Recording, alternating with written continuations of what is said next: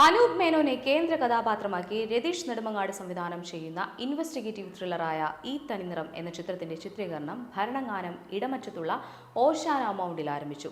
മലയാളത്തിന്റെ രണ്ട് legend സംവിധായകരായ K മധു, ഭദ്രൻ എന്നിവരുടെ സാന്നിധ്യത്തിലാണ് ചിത്രീകരണത്തിന് തുടക്കമായത്. കെ മധു സ്വിച്ച് ഓൺ കർമ്മവും ഭദ്രൻ ഫസ്റ്റ് ക്ലാപ്പും നടത്തി. അനൂപ് മേനോൻ ആദ്യ ഷോട്ടിൽ അഭിനയിച്ചു.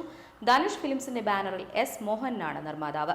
Maharaja talkies, advocate Lakshman, ladies only എന്നീ ചിത്രങ്ങൾക്ക് ശേഷം ധനുഷ് ഫിലിംസിന്റെ ബാനറിൽ എസ് മോഹൻ നിർമ്മിക്കുന്ന ചിത്രം കൂടിയാണിത്.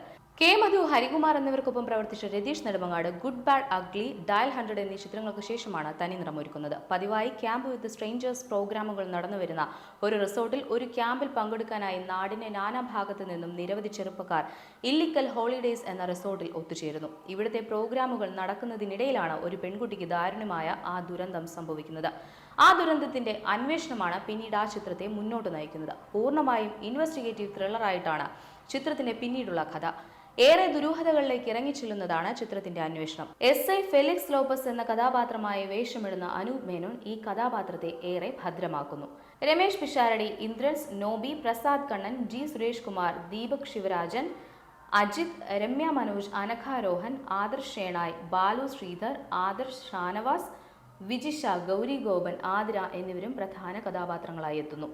തിരക്കഥ അംബിക കണ്ണൻ, ഗാനങ്ങൾ അനൂപ് മേനോൻ, രാജീവ് ആലുങ്കൽ, വിഷ്ണു, സംഗീതം ബിനോയ് രാജ്കുമാർ, ഛായാഗ്രഹണം പ്രദീപ് നായർ, എഡിറ്റിംഗ് അജു അജയ്, കലാസംവിധാനം Ashok Narayan, costume designer Rana, makeup Rajesh Ravi, chief associate director Raju Samansa, associate directors Shaji Vincent, Surya, finance controller Dilli Gopan, production executives Mahesh Thidanad, Sujith Ainikkal, executive producer Anand Payyanur.